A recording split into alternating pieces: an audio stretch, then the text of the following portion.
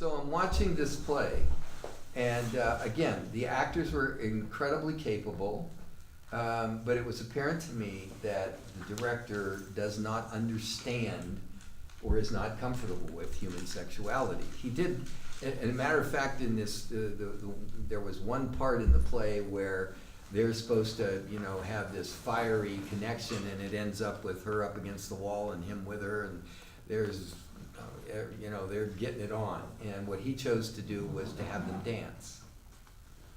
Which, you know what? If they would have done it well, I would have bought it, but they did not. So they just kind of did choreography. And you could tell neither one of them could dance. So they either made it too complicated or whatever. But God, why not? And they're more worried about a fucking set change than they were about bringing the truth of the action. Now, why am I belaboring this poor play? Because you're going to put work out there, you're going to risk, you're going to put all that time in it. You have to have a standard of excellence, okay? Don't go out there and do bad stuff. And if you're in a play where you realize that, your director is at sea, don't be afraid to bail. I mean, Jesus. It's too much work, it's too much commitment, there's too much. And I'm not sure that they were aware, but on the other hand, I watch actors when they take vows. I remember being in New York. Some of you have heard this story. And by the way, I apologize for repeating myself, but some of these stories, I think that bears hearing again. I was watching Long Day's Journey into Night, and one of the reasons I wanted to go see it was because Jack Lemmon was in it. And I love him. I mean, one of the best comedic movie actors ever. Anyway, I went to New York that weekend because I wanted to see if I belonged. I thought, I'm going to go to as many places as I can in 3 days, and I'm going to make a decision. If I see something that's so overwhelming that I'm going, damn, I can't, I'm going to quit. And if I want to see, I want to know. So I went to 5 plays in 3 days, right?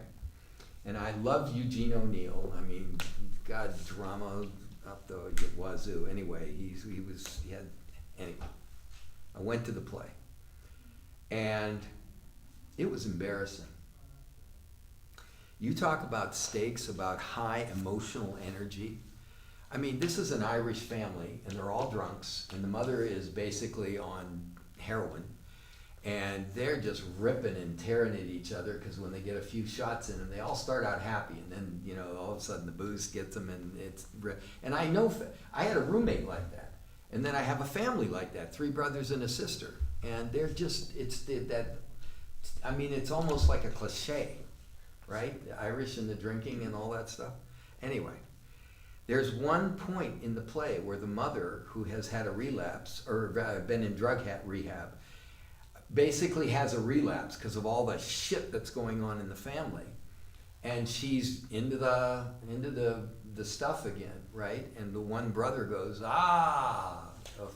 Ophelia rises or whatever, and it's supposed to be the high dramatic moment where it just, oh my God, you're supposed to be devastated for this family. Well, people were laughing. It was like, what? Where the hell did that come from? Was she up there all that time? Anyway, it was kind of like that. So I'm watching Jack Lemmon take a bow, and he's ashamed. And the people are just clapping, and all of a sudden they start standing up. Gave him a standing ovation. And I'm going, okay, I'm losing my mind, because this is bullshit. This is just, I'm okay, I don't know nothing, right? And I can't shake this. The whole time I'm there, I'm going crazy. I don't know what I've seen. So then I went and saw Judd Hirsch from Taxi and Cleavon Little in a play called I'm Not Rappaport. And I'm laughing so hard my sides are aching, and in some parts I'm crying tears, and I'm having the time of my fucking life. And I go out at intermission, right? And I'm like, I gotta have a drink. I'm having a gin and tonic, and I'm slugging this down because I'm so high, I'm vibrating, right? And I start to talk to this New York guy, and he said, well, how do you like to play? And blah, blah, blah. And I said, well, man, after I saw that Gene O'Neill play, I'm seeing this, and I was going crazy, and blah, blah, blah. And he looks at me, he said, did you get the New York Times this Sunday? And I went, no, I didn't. He said, did you happen to see the review of the play, Long Day's Journey into Night, in the Times? And I said, no, why? And he says, why don't you go buy yourself a paper? I think you'll feel better. And I went, okay. So I went back in, watched the rest of I'm Not Rappaport. Standing ovation deserved that time. My God, 3 bows. It was so, oh my God, it was incredible. Anyway, I run to get the paper. Have you ever seen the New York Times, how thick it is? It's like this thick, right? And I'm ripping it all and throwing the rest in the can, and I'm looking at the review. And the opening line of the review for this play was that whoever directed Eugene O'Neill's Long Day's Journey into Night the only conclusion one can come to is that the director who directed Eugene O'Neill's Long Day's Journey into Night hated Eugene O'Neill. And I went, wow, because I thought I was losing my mind. Now, here's the thing. You're in New York on Broadway. You'd think there's no way they're going to mount this piece of shit like this, right? And the director was supposed to be an expert in Eugene O'Neill plays. But as I was finding out in my initial career down in LA, my assumption that everybody here knows what the fuck they're doing was wrong. Because they don't. And Jack Lemmon knew it. Because Jack Lemmon's a good actor. He's not known for stage, but he is a good actor. Knows comedic timing, I mean, if you've never seen The Apartment, you want a comedy drama that'll rip your heart out. I mean, in the days of Wine and Roses, oh my God.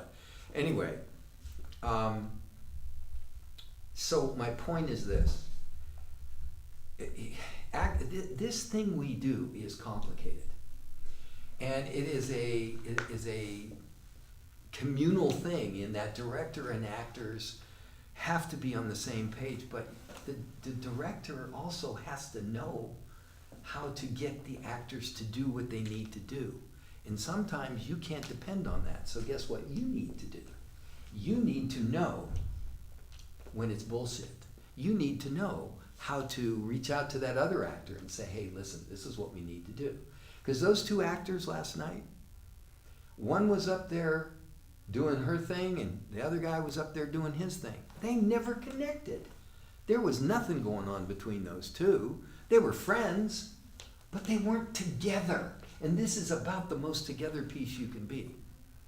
And that brings me to my conclusion.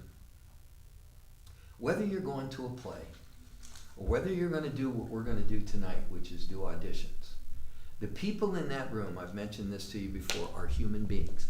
We want to feel something. We want you to tell us the story, even if it's a part of the story, but we want to believe you, and we want to believe that you are a human feeling person in a relationship, whether it's, however it's written, but we want to know what you're feeling, not just say words. I can get any monkey to come up and say words.